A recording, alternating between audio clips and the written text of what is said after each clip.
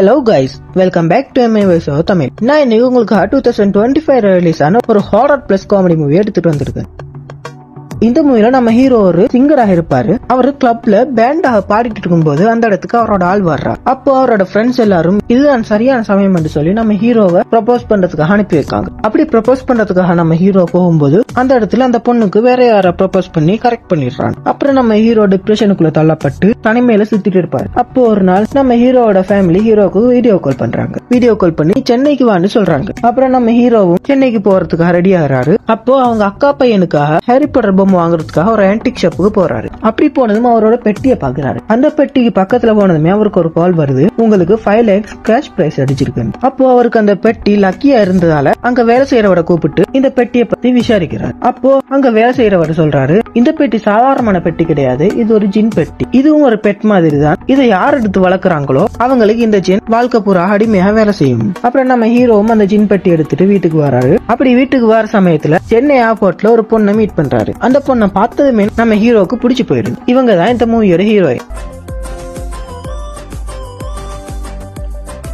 நம்ம ஹீரோ வீட்டுக்கு வந்ததும் அந்த ஜின் பெட்டி எல்லாருக்கும் இன்ட்ரோடியூஸ் பண்ணி வைக்காரு. அப்படி இன்ட்ரோடியூஸ் பண்ணிட்டு இருக்கும்போது அவங்க வீட்டுல வேலை செய்யக்கூடிய வேலைக்காரி ஓடி வந்து சொல்றா, பாட்டி பாத்ரூம்ல வலிக்கி விழுந்துட்டாங்க. அப்புறம் பாட்டியை கூட்டிக்கிட்டு எல்லாரும் ஹாஸ்பிட்டலுக்கு போறாங்க. அந்த ஹாஸ்பிட்டல்ல தான் நம்ம ஹீரோயினும் வேலை பார்த்துட்டு இருப்பாங்க. அப்புறம் நம்ம ஹீரோ கார் சொல்ற மாதிரி வந்து போன் நம்பரையும் வாங்கிக்கிறாங்க. அப்படியே கட் பண்ண நம்ம ஹீரோ சென்னையில ஒரு மியூசிக் பேண்ட் ஆரம்பிக்கிறதுக்காக லோன் தேடிட்டு இருப்பாரு. அப்போ எங்கேயும் லோன் கிடைக்காம ராத்திரி 12 மணிக்கு ஒரு டாஸ்மாக்ல இருந்து குடிச்சுக்கிட்டு இருப்பாரு. அப்போ அவர் அவங்க அக்காவுக்கு கால் பண்ணி சொல்றாரு, 12 மணி ஆனது ஜின்னுக்கு சாப்பாடு வச்சுட்டேன். அப்போ அவங்க அக்காவும் அந்த ஜின் பெட்டிக்குள்ள போய் சாப்பாடு வைக்கிறாங்க. அப்புறம் ஒரு 1/2 மணி நேரம் கழிச்சு வந்து பார்த்ததும் அந்த ஜின் பெட்டிக்குள்ள இருக்கிற சாப்பாடு குறைஞ்சிருக்கிறத பார்த்து பயந்து போயிடுறாங்க. அதோட அடுத்த நாள் காட்டுறாங்க, நம்ம ஹீரோவும் அவரோட ஃப்ரெண்டும் ஒரு ரோட் கடையில இருந்து கதைச்சுக்கிட்டு இருக்கும்போது பக்கத்துல ஏதோ ஒரு ஆக்சிடென்ட் நடக்குது. அது யாருன்னு போய் பார்த்தா நம்ம ஹீரோயின். அப்புறம் நம்ம ஹீரோயினுக்கு ஃபர்ஸ்ட் எய்ட் பண்றதுக்காக அவங்கள வீட்டுக்கு கூட்டிட்டு வருவாரு. எல்லாருக்கும் அவங்களை இன்ட்ரோடியூஸ் பண்ணி வைக்காரு. அப்படியே நம்ம ஹீரோ அவங்க வீட்டு அனுமதியோட லவ் பண்ண ஸ்டார்ட் பண்றாங்க.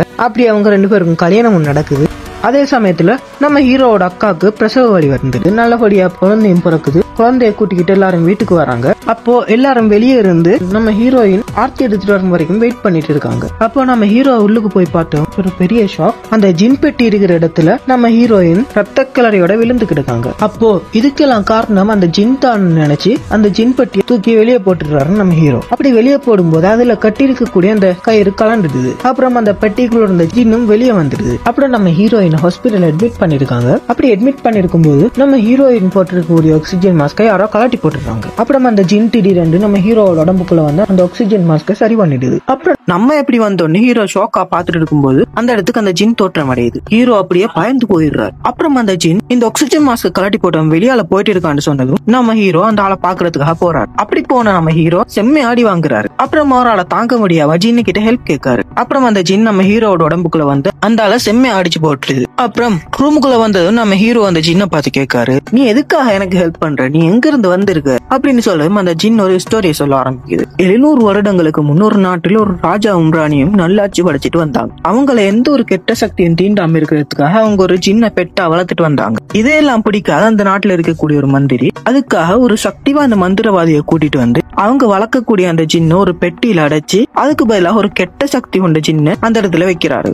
ஒரு நாள் அந்த ராஜா போருக்கு போற சமயம் பார்த்து அந்த கெட்ட ஜின் அந்த ராணியை கொலை பண்ணிடுது. போர் முடிஞ்சு வந்த ராஜா இந்த விஷயத்தை கேள்விப்பட்டு ரொம்ப உடைஞ்சு போயிடுறாரு. ஆனா அந்த ராஜா ஒரு விஷயத்துல மட்டும் உறுதியா இருந்தாரு, தான் வளர்த்த ஜின் இப்படி எல்லாம் பண்ணிருக்க மாட்டாதுன்னு. அப்புறம் நம்ம ராஜா கவலையில இருந்த சமயம் பார்த்து அந்த கெட்ட ஜின் அந்த ராஜாவையும் கொலை பண்ண முயற்சி செய்யுது. அப்போ அந்த ராஜா அந்த கெட்ட ஜின் ஒரு பெட்டியில அடைச்சு நடுக்கடலை தூக்கி போட்டுறாரு. அப்புறம் அந்த கெட்ட ஜின் தன்னை கடலுக்குள்ள தூக்கி போட்டு அந்த ராஜா எத்தனை ஜென்மம் எடுத்தாலும் பழி வாங்கணும் என்று காத்துக்கிட்டு இருக்கு என்று அவங்க வளர்த்த அந்த ஜின் தன்னை வளர்த்த ராஜா ராணியை காப்பாற்ற முடியாதுன்னு அந்த கெட்ட ஜின்னு கிட்ட இருந்து எத்தனை ஜென்மம் எடுத்தாலும் அந்த ராஜா ராணியை காப்பாற்றணும்னு அந்த பெட்டிக்குள்ளே இருந்த சொல்லி அந்த ஸ்டோரியை முடிக்குது. அப்புறம் நம்ம ஹீரோ கேட்காரு, இவ்வளவு கதைக்கிற நீ எதுக்காக ஹீரோயின் இந்த நிலைமை காலாக்கின அப்படின்னு கேட்டதும் அந்த ஜின் சொல்லுது, இதுக்கெல்லாம் காரணம் நான் கிடையாது, என்ன நீங்க பல நாள் சாப்பாடு போடாம இருந்ததால நான் மயக்கத்தில் இருந்தேன். அந்த நேரம் பார்த்து யாரோ ஹீரோயின் அடிச்சு போட்டுட்டு போயிருந்தாங்க. நான் மயக்கத்தில் இருந்ததால என்னால அவங்க முகத்தை கூட சரியா பார்க்க முடியல அப்படின்னு அந்த ஜின் சொல்லுது. 700 வருடங்களுக்கு முன்ன காலத்துல ராஜா ராணியாக இருந்தவங்க தான் இந்த ஜென்மத்துல நம்ம ஹீரோயினாக வந்திருக்காங்க. அதோட கட் பண்ண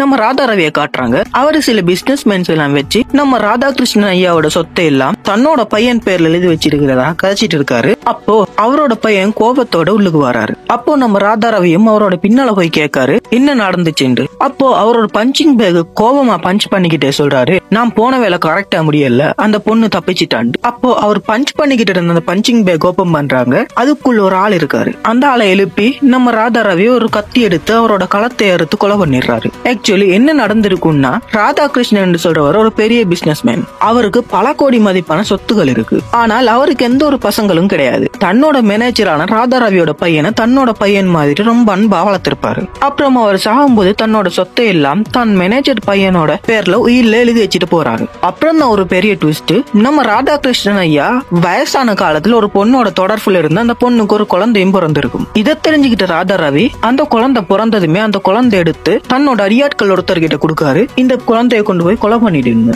அந்த அடியால் அந்த வச்ச குழந்தைய கொலை பண்ண மனம் இல்லாம அந்த குழந்தைய கொண்டு போய் ஒரு சர்ச் வாசல்ல போய் வச்சிட்டு வந்திருப்பாரு. அதனாலதான் அந்த பஞ்சிங் பேக்குள்ள அந்த ஆளை வச்சு அடிச்சு ராதா ரவி அந்த ஆளை கொலை பண்ணிருப்பாரு. ஏன்னா அந்த பொண்ணு இருந்தா ராதாகிருஷ்ணன் ஐயாவோட சொத்தை எல்லாம் தன்னோட பையனுக்கு வராது. ஏன்னா நம்ம ராதாகிருஷ்ணன் ஐயா தொடர்புல இருந்த அந்த பொண்ணோட பிறந்த குழந்தை தான் நம்ம ஹீரோயின். அதோட கட் பண்ண ஹாஸ்பிட்டல காட்டுறாங்க. டாக்டர் நம்ம ஹீரோவை கூப்பிட்டு சொல்றாரு, ஹீரோயினுக்கு எந்த ஒரு பிரச்சனையும் கிடையாது, அவங்கள டிஸ்சார்ஜ் பண்ணி வீட்டுக்கு கூட்டிட்டு போறதா கூட்டிட்டு போகலாம்னு சொன்னதும் நம்ம ஹீரோவும் ஹீரோயினை வீட்டுக்கு கூட்டிட்டு வராரு. அதோட அந்த ஜின்னையும் கூட்டிட்டு வராரு. அப்புறம் அந்த ஜின்னை தான் குடும்பத்தில் இருக்கக்கூடிய எல்லார்கிட்டையும் இன்ட்ரோடியூஸும் பண்ணி வைக்காரு. அதோட கட் பண்ண நம்ம ஹீரோவும் அவரோட ஃப்ரெண்டும் அந்த ஜின்னை கூப்பிட்டுக்கிட்டு ஒரு ரெஸ்டாரண்ட் போயிருக்காங்க. அந்த இடத்துல அந்த ஜின் தனக்கு மீல்ஸ் எல்லாம் வேணும்னு அடம் பிடிச்சதால நம்ம ஹீரோவும் அந்த ஜின்னுக்கு மீல்ஸ் எல்லாம் வாங்கி கொடுக்காரு. அப்புறம் அந்த இடத்துக்கு வந்த சில பொண்ணுங்க நம்ம ஹீரோவும் அவரோட ஃப்ரெண்டும் யாரு கூட தனியா பேசிட்டு இருக்கிறத பார்த்து வினோதமா இருக்குன்னு அந்த வீடியோ எடுத்து இன்ஸ்டாகிராம்ல போட்டுடுறாங்க. இந்த செய்தி நியூஸ் சேனல் வரைக்கும் போயிடுது. அப்போ முதல் சீனா நம்ம ஹீரோயினோட ஆக்சிஜன் மாஸ்க் கலாட்டி போட்டவன் நம்ம ஹீரோ நியூஸ் சேனல்ல பார்த்ததும் இவன் தான் படுத்த படுக்கையில இருந்துட்டே சொன்னதும் அவரை சுத்தி இருந்த எல்லாரும் நம்ம ஹீரோவை தேடி போறாங்க. அப்புறம் நம்ம ஹீரோவோட வீட்டுல இருக்கக்கூடிய எல்லாரும் வெளியே போனோட சமயம் பார்த்து அந்த வில்லனோட ஆட்கள் நம்ம ஹீரோவை அட்டாக் பண்றதுக்காக ஹீரோவோட வீட்டுக்கே வராங்க. அப்போ ஜின் நம்ம ஹீரோவோட உடம்புக்குள்ள பூந்து மாசா அந்த ரோடிங் எல்லாரையும் அடிச்சு போட்டுருது. அதோட கட் பண்ண அடுத்த நாள் காட்டுறாங்க. நம்ம ஹீரோ பைக்ல போயிட்டு இருக்கும்போது அவரோட ஃப்ரெண்டு கால் பண்ணி சொல்றாரு, நீ ரிப்பேர் கொடுத்த போன் நீ ரிப்பேர் கொடுக்கறதுக்கு முன்னாடி பிரியா ஒரு வீடியோ அனுப்பியிருக்கா அப்படின்னு சொன்னது. நம்ம ஹீரோ ஃபாஸ்டா வந்து அந்த வீடியோ பாக்காரு. நம்ம ஹீரோயின் அவங்க வேலை பார்க்கக்கூடிய ஹாஸ்பிட்டல்ல ராதாகிருஷ்ணனுக்கு நல்லபடியா மருத்துவம் பார்த்துட்டு இருப்பாங்க. அப்போ அவங்க கொஞ்சம் ஹேண்ட் வாஷ் பண்றதுக்காக விலை போன சந்தர்ப்பத்துல ராதா ரவியும் அவரோட சில ஆட்களும் வந்து நம்ம ராதாகிருஷ்ணனோட சேலைன்ல ஏதோ மருந்து எல்லாம் இன்ஜெக்ட் பண்ணி அவரோட ஆக்சிஜன் மாஸ்கையும் கலட்டி போட்டு அவரை கொலை பண்ணிடுறானுங்க. இதெல்லாம் நம்ம ஹீரோயின் வீடியோ எடுத்து வச்சிருப்பா. அப்போ அவங்களுக்கு ஒரு கால் வந்துடுது. அந்த ரிங் சவுண்டால நம்ம ஹீரோயின் அவங்க கண்டுபிடிச்சிடறாங்க. அப்புறம் ராதா ரவியோட ஆட்கள் நம்ம ஹீரோயினை துரத்திக்கிட்டு போயிருப்பாங்க. அந்த நேரம் நம்ம ஹீரோயின் அந்த வீடியோவை ஹீரோக்கு அனுப்பி ஹெல்ப் பண்ண சொல்லிருப்பாங்க. அந்த நேரம் நம்ம ஹீரோவோட போன் ரிப்பேர்ல இருந்திருக்கும். அப்புறம் நம்ம ஹீரோயினை துரத்திக்கிட்டு வந்த அந்த ஆட்கள் அவங்களோட வீட்டுக்குள்ளே வந்து அந்த ஜின் பெட்டி முன்னாடி அவங்களை அடிச்சு போட்டுட்டு போயிருப்பாங்க. இதைத்தான் முதல் சீன்ல நம்ம ஹீரோ ஜின் தான் ஹீரோயின் அட்டாக் பண்ணதா நினைச்சு அந்த ஜின் பொட்டியை தூக்கி வெளியே போட்டிருப்பாரு. அதோட கட் பண்ண நம்ம ஹீரோயின் கோமால இருந்து முழிச்சுக்கிறாங்க. அவங்க முழிச்சதுமே முதல் வேலையா அவங்க கிட்ட இருந்த வீடியோ ரெக்கார்ட மீடியாவுக்கு அனுப்பிடுறாங்க. இதால கோபமான ராதா ரவியோட ஆட்கள் நம்ம ஹீரோயினை கடத்திடுறானுங்க. இதுக்கு முன்ன நம்ம ராதா ரவி அவங்களோட ஆட்கள் அடிபட்டு இருக்கிறத பத்தி சந்தேகப்பட்டு அதையெல்லாம் ஒரு பயங்கரமான மந்திரவாதி கிட்ட போய் காட்டுறாரு. அப்போ அவரு 700 வருடங்களுக்கு முன்னே ஏவி விட்டு அந்த கெட்ட ஜின்னை நம்ம நல்ல ஜின்னுக்கு எதிராக ஏவி விட்டுறது. அப்புறம் நல்ல ஜின்னுக்கும் கெட்ட ஜின்னுக்கும் இடையில ஒரு பெரிய யுத்தமே நடக்குது. பெரிய போராட்டங்களுக்கு அப்புறம் நல்ல ஜின் கெட்ட ஜின்னை அழிச்சிடுது. அப்புறம் அந்த நல்ல ஜின் நம்ம ஹீரோட உடம்புக்குள்ள வந்து மீதி இருந்த ராதா ரவியோட ஆட்கள் அடிச்சு போட்டுட்டு நம்ம ஹீரோயினையும் காப்பாத்துது. அப்படி எந்த ஒரு பிரச்சனையும் இல்லாம ஃபேமிலியோட எல்லாரும் ஒன்னா இருக்கிற மாதிரி காட்டி படத்தை முடிக்கிறாங்க. ஓகே கைஸ், இந்த வீடியோ பிடிச்சிருந்தா மறக்காம லைக் பண்ணுங்க. இன்னும் ஒரு நல்ல மூவில நான் உங்களை மீண்டும் சந்திக்கிறேன். தேங்க்ஸ் ஃபார் வாட்சிங்.